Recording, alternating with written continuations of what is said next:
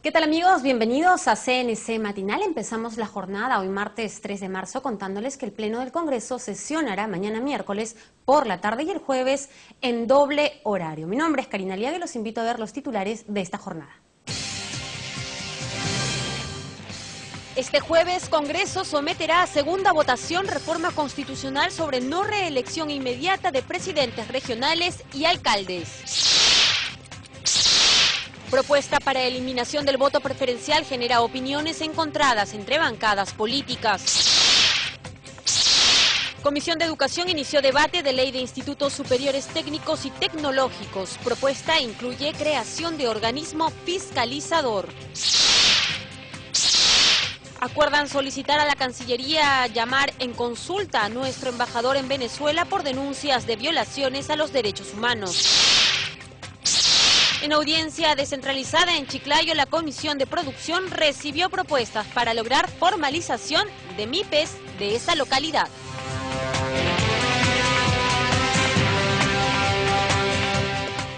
El Consejo Directivo del Congreso aprobó la agenda a debatir en las sesiones plenarias de esta semana. El miércoles se analizarán aspectos temáticos de la mujer y el jueves se someterá a segunda votación la reforma constitucional que prohíbe la reelección inmediata de alcaldes y presidentes regionales.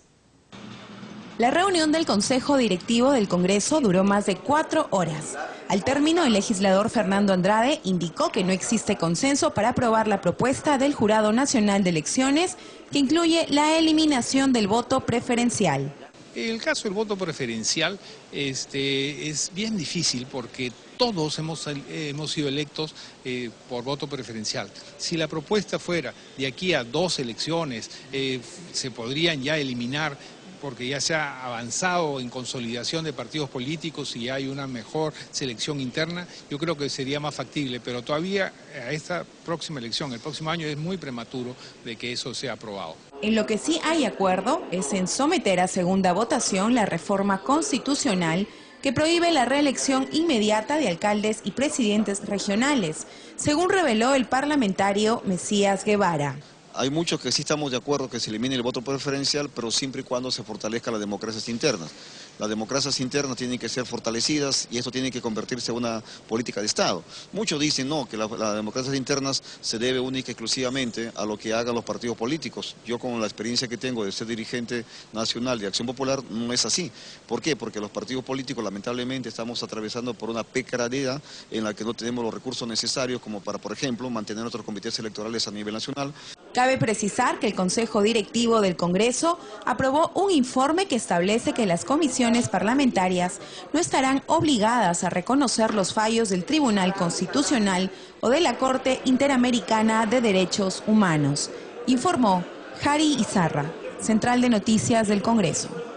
Bien, y hace unos minutos la presidenta del Congreso, Ana María Solórzano, declaró a un medio local. Escuchemos qué fue lo que dijo respecto a una denuncia periodística.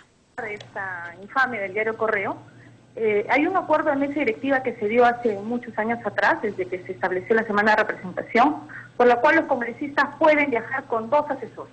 Los congresistas tienen en su despacho 5 personas. Ellos escogen cualquiera de los 5 y viajan con 2, ¿no? Pueden ser en un mes eligen un nombre, en otro mes cambian el nombre.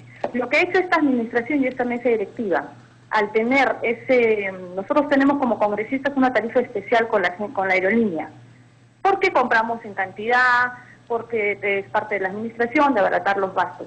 Eso no sucedía con los asesores. El Congreso gastaba mucho dinero en compras, en pasajes de asesores que salían mucho más caros que los de los congresistas. Entonces negociamos con la aerolínea y le dijimos, mira, nosotros te compramos para los congresistas, también van sus asesores en semana de representación y ajustame la tarifa. Logramos eso en esta administración, con esta mesa directiva. Entonces ese documento que mande el oficial mayor a los congresistas es decirle, dame la gente que hay en tu despacho, los nombres, para cuando tú elijas 2 asesores, 2 personas que viajen contigo, estén dentro del sistema y se les pueda comprar con tarifa mucho más económica y así estamos ahorrando un montón de plata al Congreso de la República. Congresista Solórzano, ¿en ningún caso pueden viajar los 5 o hay excepciones? En ningún caso. Hay un acuerdo de mesa directiva y los acuerdos se cumplen. Esta administración no ha cambiado las reglas de juego. Muy bien. Los congresistas solamente viajan con 2 asesores. Ahora, congresista. Como vuelvo a decir, al contrario, la tarifa económica que nos daba la agencia, la aerolínea, a los congresistas y no a los asesores, hemos logrado que también sea asesores. Yo he comunicado eso a los congresistas en Consejo Directivo, en la Junta de Portavoces, lo han felicitado como un logro para abaratar gastos. De acuerdo. Congresista, pero para entender cuál es el ahorro, ¿nos puede explicar cómo funciona? Es decir, ¿cómo era el procedimiento antes para pedir el dinero o el presupuesto de los asesores para viajar antes y ahora? ¿Me entiende? Nada ha cambiado, Carla, nada. Los congresistas en la semana de representación mandan un documento y dicen: estoy viajando con fulano y sutano, ¿no? Son dos personas, dan los nombres. Ya. La administración compra esos pasajes de sus asesores. Ahora es lo mismo, el mismo procedimiento, solamente que al momento de comprar, cuando el Congreso se la compra a la aerolínea, nos da muchísimo más barato de lo que pagaba anteriormente el Congreso. ¿Cuánto es ese descuento? ¿Cuánto es ese descuento que cuánto es ese descuento con la línea aérea que ustedes han podido es el mismo trabajar? descuento que nos dan para los congresistas. ¿Cuánto? ¿No? Estamos logrando de que la compra también de pasajes para los asesores sea mucho más barato, pero repito, solamente son 2 personas por acuerdo de mesa dado hace mucho tiempo y eso no se ha cambiado, al contrario.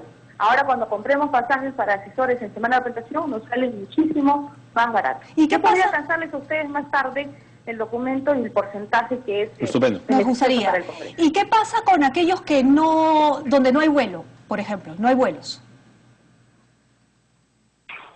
Bueno, donde no hay vuelos ellos irán por bus, ¿no? Hay sitios de que no toda aerolínea llega. Claro, digamos ya ahí sí no hay ningún tipo de, Sí, pero digamos, de descuento. claro, abaratar gastos es solamente, lo hemos conseguido con la aerolínea. Solamente con aerolínea.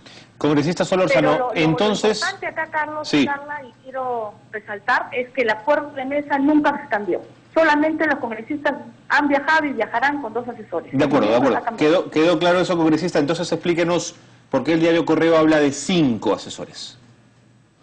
Porque el diario Correo no hace nada de investigación y lo que debió hacer es investigar y leer bien el documento. El documento que hace referencia al diario Correo es por la cual el oficial mayor le dice al señor congresista: señor congresista, deme la gente que está en su despacho para tenerlos en el sistema. Cuando usted de esa gente de su despacho escoja 2, yo poder tener los nombres para que la agencia me dé la tarifa flat. ¿La llamaron usted? ¿La llamaron? Con una mínima investigación, que cualquier periodista de primer año o que tenga al menos el espíritu de investigación, inmediatamente se da cuenta de qué se trata. Muy bien.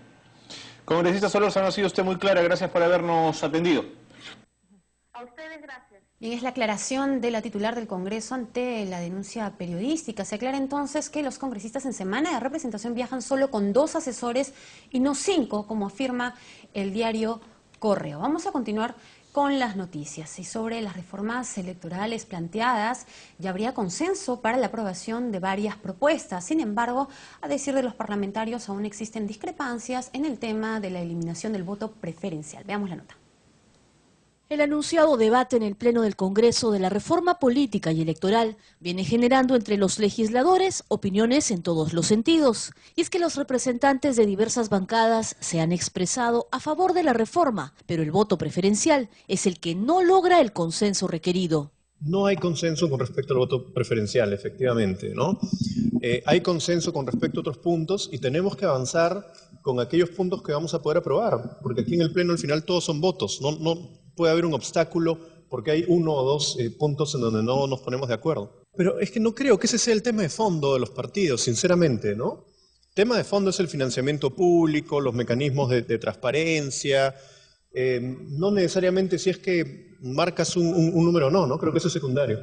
El legislador José León también consideró difícil que el voto preferencial consiga la aceptación que se requiere para su aprobación. Para León Rivera, es más fácil sacar adelante la segunda votación de la no reelección de presidentes regionales y autoridades locales.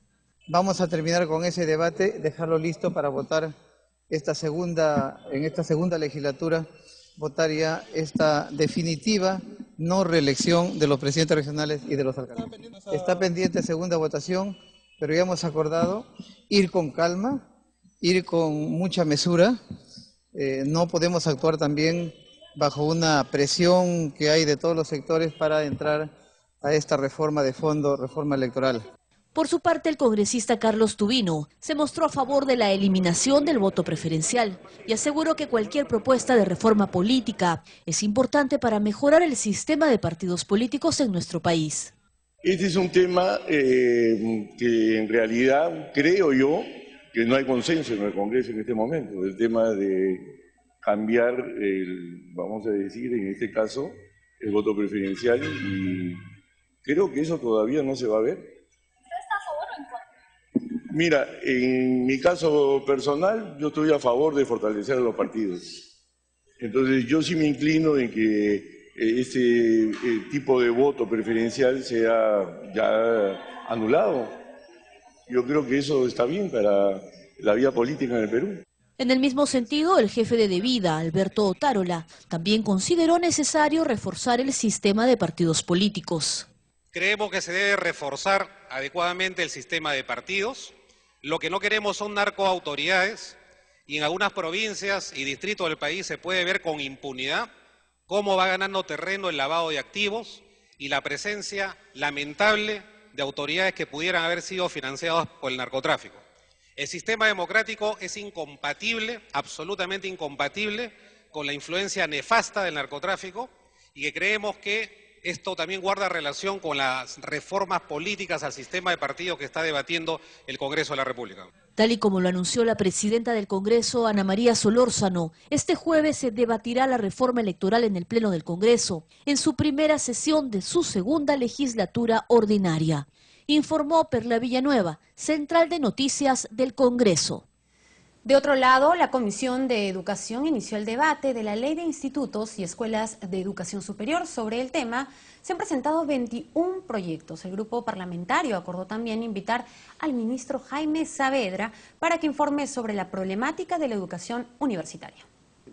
La iniciativa busca regular la creación, licenciamiento, gestión y supervisión de la educación técnica y tecnológica del país con el objeto de mejorar la calidad educativa. El proyecto de la nueva ley reconoce dos tipos de formación: al Instituto de Educación Superior y las escuelas superiores. Esta última ofrecerá el grado de bachiller y título profesional. Acá estas escuelas tienen que acreditar calidad y podrán dar bachiller y licenciatura.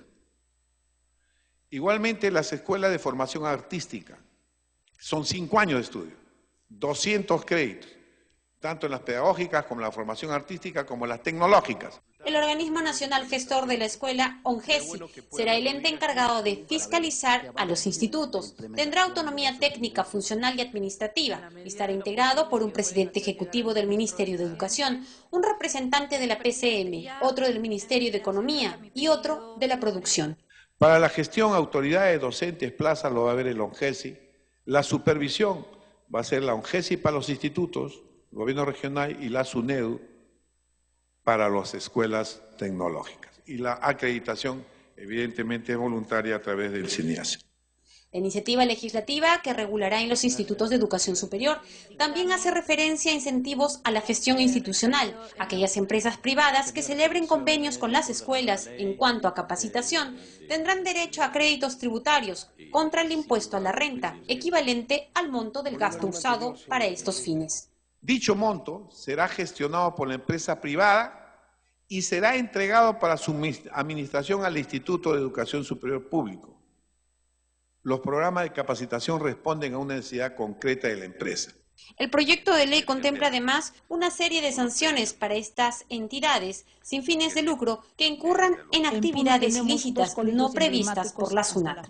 Que una entidad sin fines de lucro incurre en distribución directa o indirecta de rentas, la SUNAT le dará de baja del registro de entidades exoneradas del impuesto a la renta sin perjuicio de las sanciones correspondientes.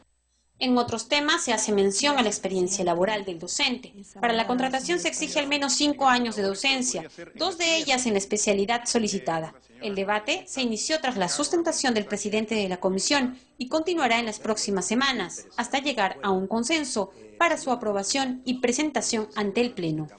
8:14 de la mañana, el titular de la Comisión Nacional para el Desarrollo y Vida sin Drogas de Vida, Alberto Otárola, informó sobre las políticas que adoptará su institución para evitar la influencia del narcotráfico en los partidos políticos. En conferencia de prensa manifestó que la reforma electoral debe regular el control de los aportes en las campañas electorales. Veamos.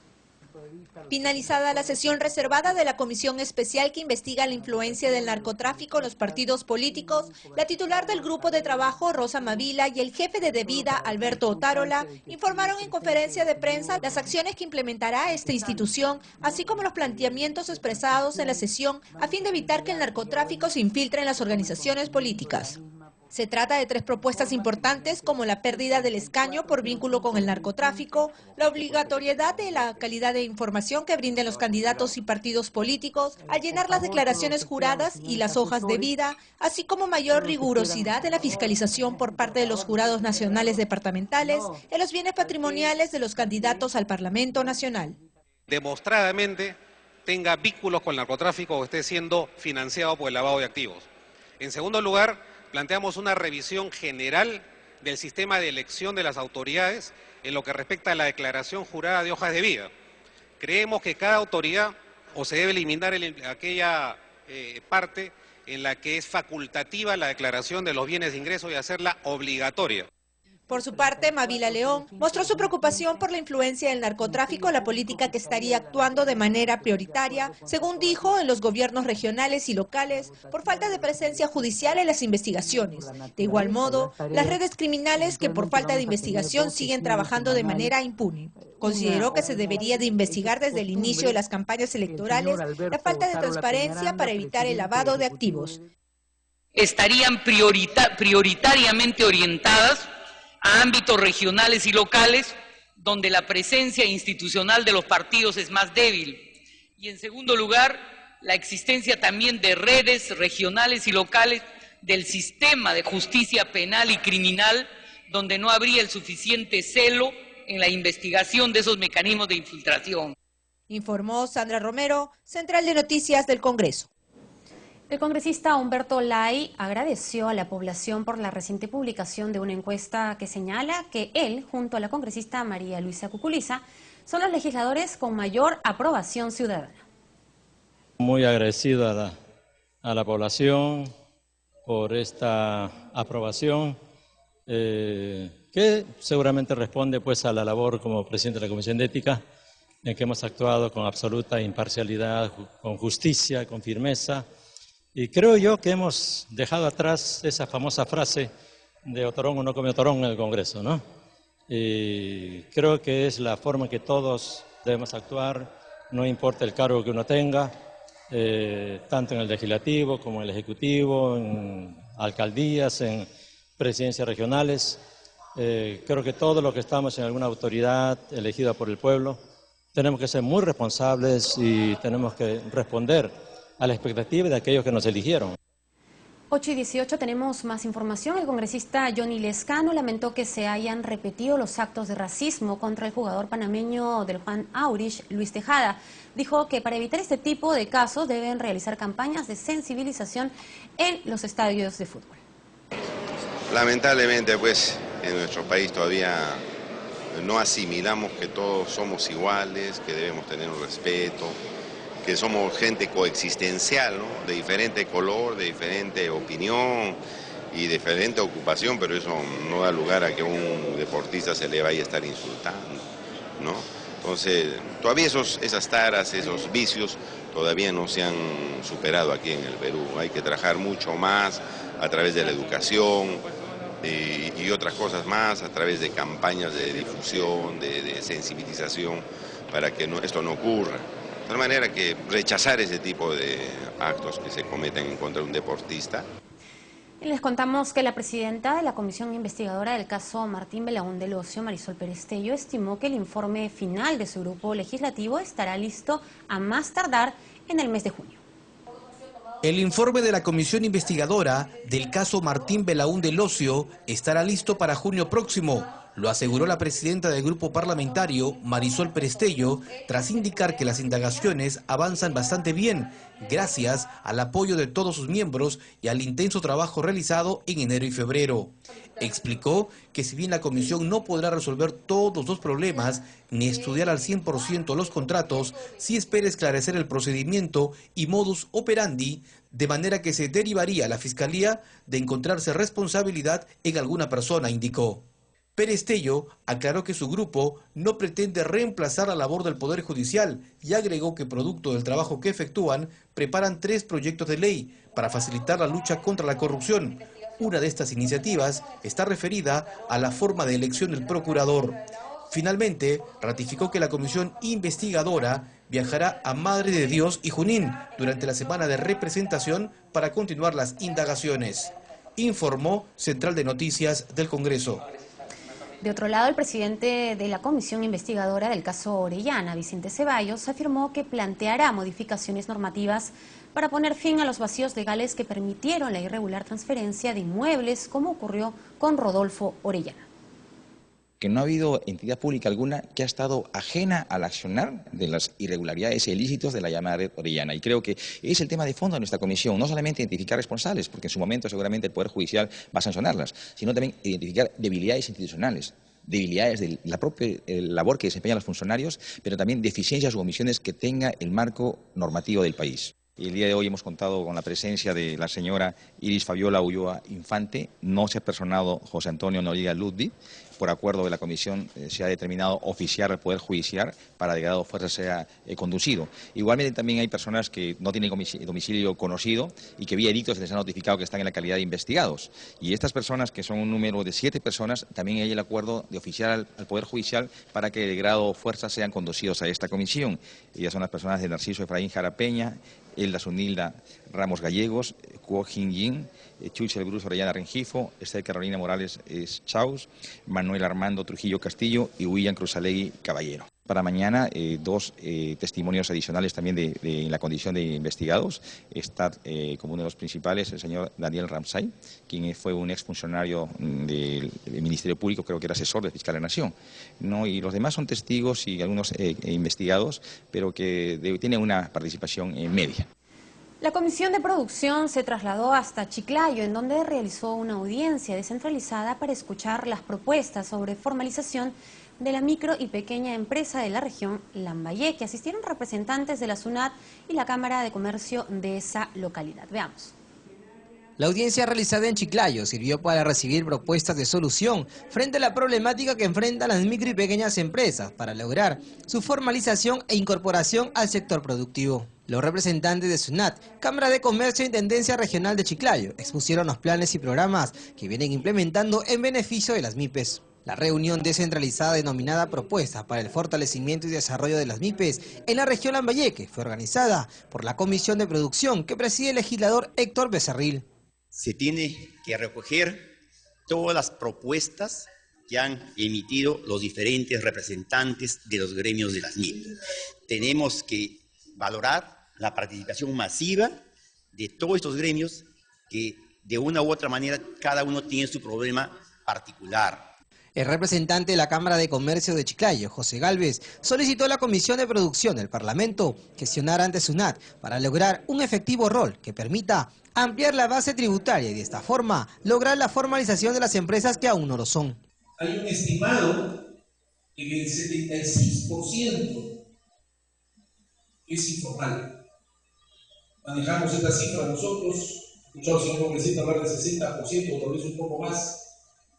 Nosotros pensamos que es 76%, repito, hay una serie de indicadores al respecto. Entonces, 1 de cada 4 lambayecanos productivos están en el sector formal. Posteriormente, el titular de la Comisión de Producción se reunió en una mesa de trabajo con representantes de los pescadores. Se aprobó un programa preliminar en favor de la pesca de menor escala en Lambayeque. Agradecemos de todo la visita que nos han hecho el congresista, ¿no? Y su grupo de asesores. Haber venido acá a Lambayeque a ver la problemática tanto de la pesca artesanal como de menor escala. Mi punto mío específicamente es la maricultura. Justamente he dado muchas inquietudes al presidente de la comisión para que ojalá que en su momento nos atienda, porque queremos que se haga realidad la acuicultura y la maricultura en la región Lambayeque. Ambas propuestas que serán trasladadas al Ministerio de la Producción en busca de una pronta solución al problema de las pymes de Lambayeque y contribuir al crecimiento económico del país. Informó Carlos Castro, Central de Noticias del Congreso. Hacemos la primera pausa en CNC Matinal, pero no se muevan porque vamos a volver con una interesante entrevista del presidente de la Comisión Exterior sobre la presentación de la ministra del sector. Volvemos con eso y mucho más.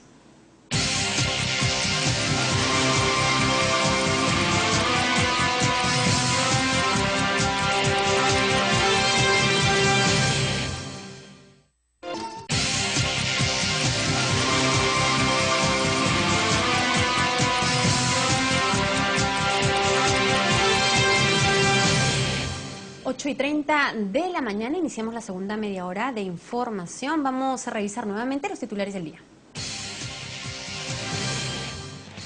Este jueves, Congreso someterá a segunda votación reforma constitucional sobre no reelección inmediata de presidentes regionales y alcaldes. Propuesta para eliminación del voto preferencial genera opiniones encontradas entre bancadas políticas. Comisión de Educación inició debate de ley de institutos superiores técnicos y tecnológicos. Propuesta incluye creación de organismo fiscalizador. Acuerdan solicitar a la Cancillería llamar en consulta a nuestro embajador en Venezuela por denuncias de violaciones a los derechos humanos. En audiencia descentralizada en Chiclayo, la Comisión de Producción recibió propuestas para lograr formalización de MIPES de esa localidad.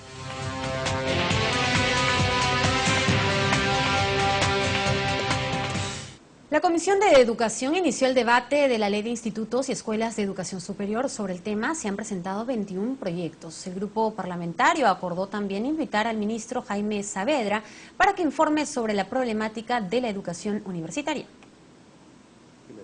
La iniciativa busca regular la creación, licenciamiento, gestión y supervisión de la educación técnica y tecnológica del país con el objeto de mejorar la calidad educativa.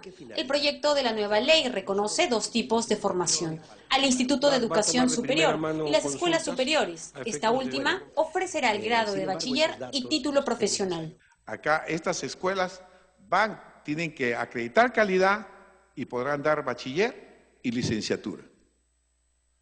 Igualmente las escuelas de formación artística son 5 años de estudio, 200 créditos, tanto en las pedagógicas como en la formación artística como en las tecnológicas. El organismo nacional gestor de la escuela, ONGESI, será el ente encargado de fiscalizar a los institutos.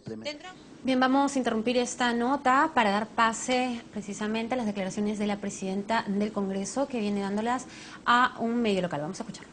La posición que tenemos en el Parlamento no ha sido cambiada ni nunca esta administración ni mesa directiva ha cambiado. Por el contrario, lo que ha hecho esta administración, esta mesa directiva, es abaratar los gastos del Parlamento. Se está ahorrando un montón de dinero, en el sentido de que los parlamentarios que viajan tenemos una tarifa cómoda con la aerolínea. Esto no sucedía con los asesores, es decir, el congresista que tiene 5 personas en su despacho puede agarrar 2 de ellos, 2 nombres y decir: contigo y contigo me vas a acompañar para la semana de representación. El Congreso, cuando pagaba estos pasajes para los asesores, nos costaba un montón de dinero porque no teníamos una tarifa especial, al igual que los parlamentarios. Pero, entonces, en una adenda, en una conversación y en una revaluación del contrato con la aerolínea, logramos que ese precio especial que dan para los parlamentarios, que compramos mensualmente, que compramos a cada rato y por semana de representación, logramos que también esa tarifa especial los den para 2 de sus asesores, dos personas de su despacho. Entonces lo que no ha ocurrido con el diario Correo es investigar el acuerdo de mesa, o sea, una mínima investigación para darse cuenta de qué se trata ese oficio. El oficio al cual hace referencia el diario Correo es por el cual el oficial mayor le dice: señor congresista, deme los nombres de la gente de su despacho para cuando usted escoja 2 de los de acuerdo a mesa directiva, el Congreso no pague, esté dentro de esa tarifa flat, esa tarifa económica en aras al contrato que hemos tenido con la aerolínea. O sea, es básicamente lo que hace la circular es ampliar a los 5 posibles nombres, a los 5 asesores, para que el congresista en su viaje diga, bueno, van estos dos, o estos dos, o estos dos, pero tener de alguna manera los 5 en lo que sería la base de datos de estos pasajes con precio reducido. Yo como sistema veo, a ver, señor congresista, ¿qué personal tiene usted? 5, acá están los nombres, ok. ¿Va a viajar a la semana de represión? Sí, ¿con quiénes? Con esos 2.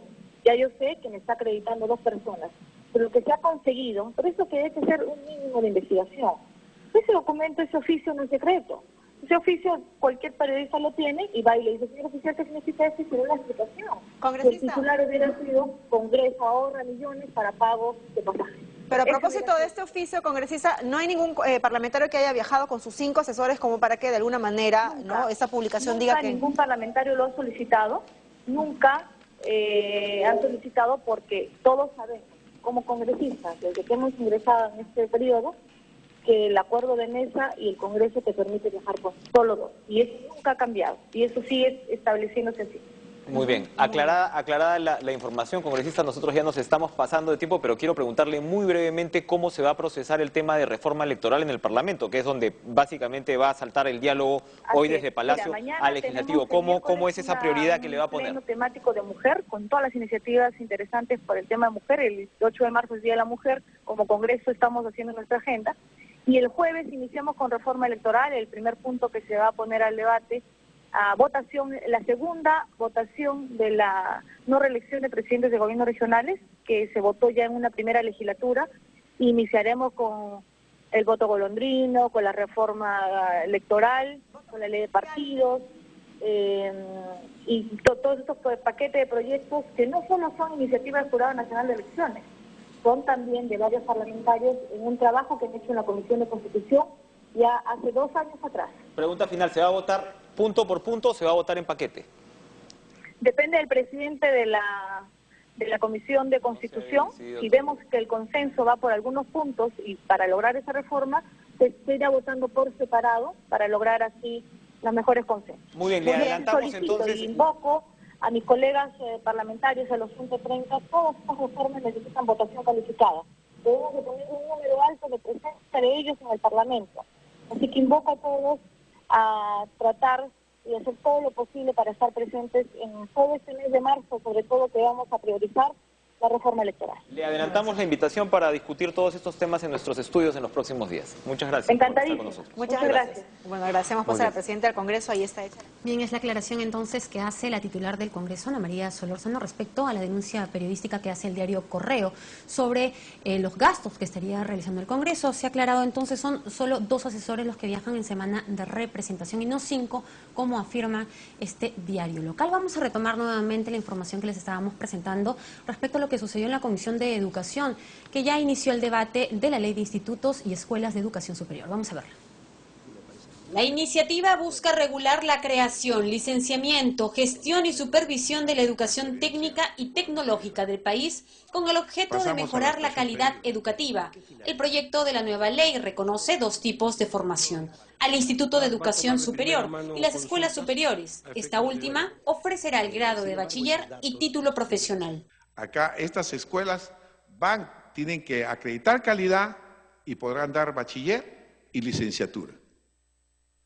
Igualmente las escuelas de formación artística son 5 años de estudio, 200 créditos, tanto en las pedagógicas como en la formación artística como en las tecnológicas. El organismo nacional gestor de la escuela, ONGESI, será el ente encargado de fiscalizar a los institutos. Tendrá autonomía técnica, funcional y administrativa y estará integrado por un presidente ejecutivo del Ministerio de Educación, un representante de la PCM, otro del Ministerio de Economía y otro de la Producción.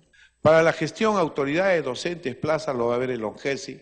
La supervisión va a ser la ONGESI para los institutos, el gobierno regional y la SUNEDU para las escuelas tecnológicas. Y la acreditación, evidentemente, voluntaria a través del CINEASE. La iniciativa legislativa que regulará en los institutos de educación superior también hace referencia a incentivos a la gestión institucional. Aquellas empresas privadas que celebren convenios con las escuelas en cuanto a capacitación tendrán derecho a créditos tributarios contra el impuesto a la renta, equivalente al monto del gasto usado para estos fines.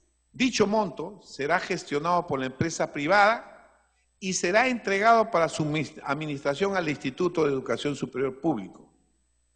Los programas de capacitación responden a una necesidad concreta de la empresa. El proyecto de ley contempla además una serie de sanciones para estas entidades sin fines de lucro que incurran en actividades ilícitas no previstas por la SUNAT. Que una entidad sin fines de lucro incurre en distribución directa o indirecta de rentas, la SUNAT le dará de baja del registro de entidades exoneradas del impuesto a la renta sin perjuicio de las sanciones correspondientes. En otros temas se hace mención a la experiencia laboral del docente. Para la contratación se exige al menos 5 años de docencia, 2 de ellas en la especialidad solicitada. El debate se inició tras la sustentación del presidente de la comisión y continuará en las próximas semanas, hasta llegar a un consenso para su aprobación y presentación ante el Pleno.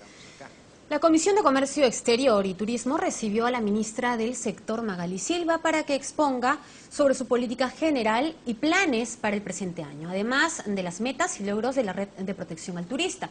El presidente de dicha comisión, Renzo Reyardo, se encuentra con nuestro compañero Jorge Álvarez para que nos dé más detalles sobre esta exposición. Adelante, Jorge, buenos días. Muchas gracias, Karina. Nos encontramos con el presidente de la Comisión de Comercio Exterior y Turismo del Congreso de la República, el congresista Renzo Reyardo, con quien vamos a hablar sobre la presentación que ha tenido precisamente aquí en la comisión la ministra del sector, Magali Silva Velarde. Congresista, muchas gracias por la deferencia de venido al canal del Congreso. Luego de la exposición de la ministra, ¿cuáles han sido los primeros puntos que usted ha observado que quizás falte afinar dentro de su gestión? No, ha sido una intervención, una exposición muy amplia de la ministra Magali Silva.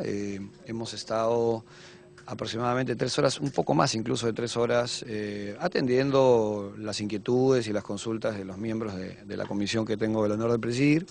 Ella ha hablado básicamente del Plan Estratégico Nacional Exportador, el llamado PENX, que se habló mucho sobre este plan. Ha hablado de asuntos en materia comercial.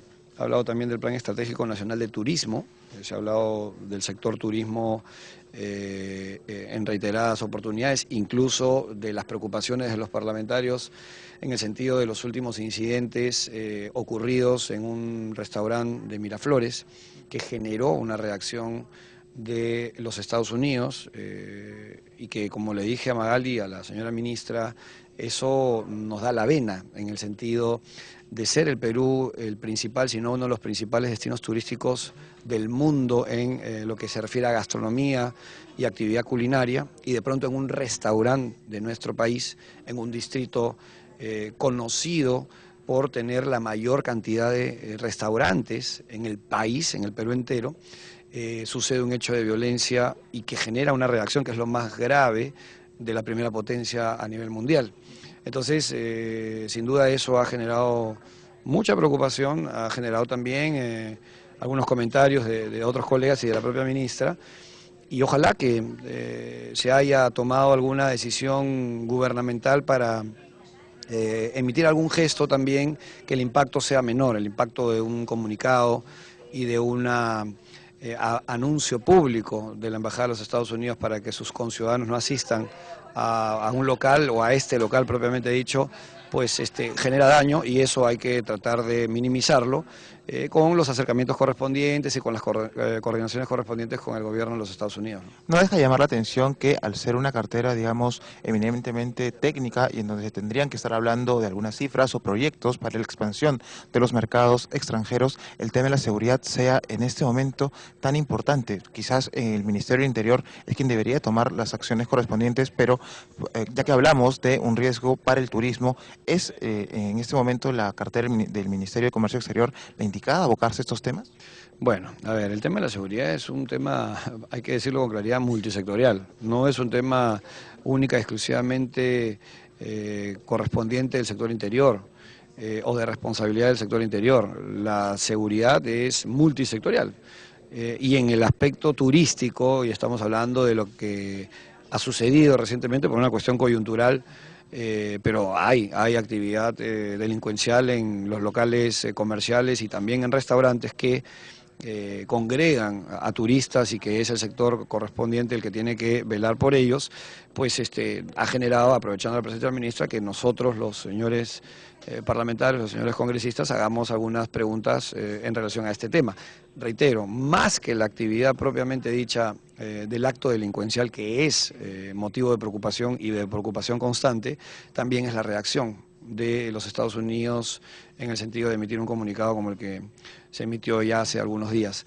No ha tenido respuesta quizás del gobierno nacional. Creo yo que ha debido de haber un gesto, ¿no? Un gesto de acercamiento, un gesto tal vez de incluso una disculpa pública, no solamente a los Estados Unidos, sino también a todos los que estuvieron presentes en ese momento. Una reacción rápida, por supuesto, también de la policía. Sabemos que la policía hace sus mejores esfuerzos para dar con el paradero de delincuentes, pero en este caso, que es un caso bastante sensible, pues tener una celeridad necesaria para poner las cosas un poco en calma.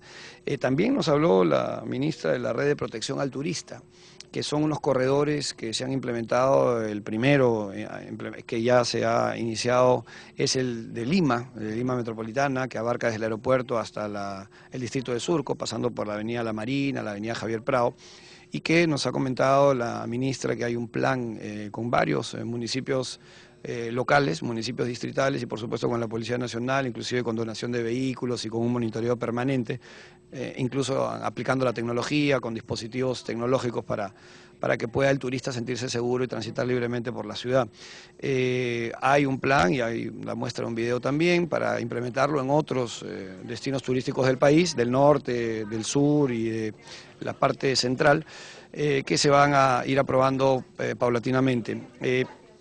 Creo yo que la exposición, reitero, en conclusión, ha sido buena. Nos ha contado inclusive la actividad de los consejeros comerciales en el exterior, los logros que han ido teniendo y que se han ido dando a partir de su gestión.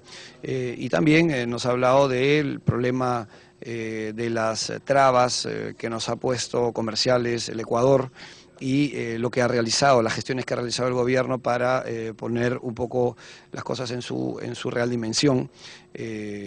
La Comunidad Andina de Naciones ha hecho pública una posición que Ecuador evidentemente no ha acatado, y se ha evaluado también, por lo pronto, a partir de propuestas de los miembros de esta comisión, la posibilidad de retirarse de la Comunidad Andina de Naciones. Incluso Ecuador está planteando, dicho por la propia ministra, está planteando esa alternativa, el de salir de la Comunidad Andina de Naciones, como ya lo han hecho algunos otros países, pero creo yo que el Perú también podría estar en esa misma línea, por lo que la Comunidad Andina ha venido desmembrándose en los últimos años, ¿no?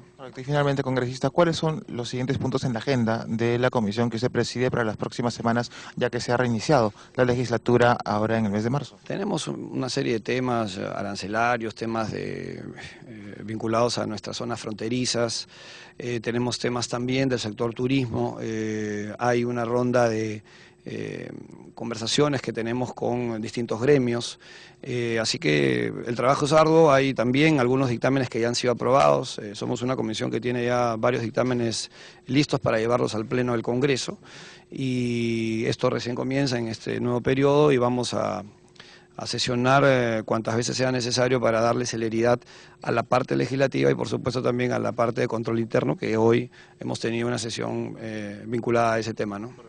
Muchísimas gracias por esta entrevista. El congresista Renzo Rayardo, presidente de la Comisión de Comercio Exterior y Turismo del Congreso de la República, dándonos algunos alcances de esta 10ª sesión ordinaria que han tenido aquí en el Parlamento Nacional. Adelante, estudios. Gracias por la información, Jorge. Fue una reunión bastante productiva. Entonces, vamos con más noticias. El titular de la Comisión Nacional para el Desarrollo y Vida sin Drogas, Alberto Otárola, informó sobre las políticas que adoptará su institución para evitar la influencia del narcotráfico en los partidos políticos. En conferencia de prensa manifestó que la reforma electoral debe regular el control de los aportes en las campañas electorales. Veamos. Finalizada la sesión reservada de la Comisión Especial que investiga la influencia del narcotráfico en los partidos políticos, la titular del Grupo de Trabajo, Rosa Mavila, y el jefe de Devida, Alberto Otárola, informaron en conferencia de prensa las acciones que implementará esta institución, así como los planteamientos expresados en la sesión a fin de evitar que el narcotráfico se infiltre en las organizaciones políticas.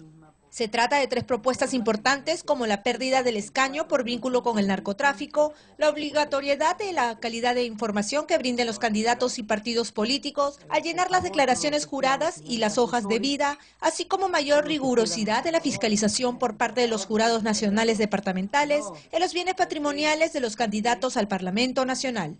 Demostradamente tenga vínculos con el narcotráfico o esté siendo financiado por el lavado de activos. En segundo lugar, planteamos una revisión general del sistema de elección de las autoridades en lo que respecta a la declaración jurada de hojas de vida.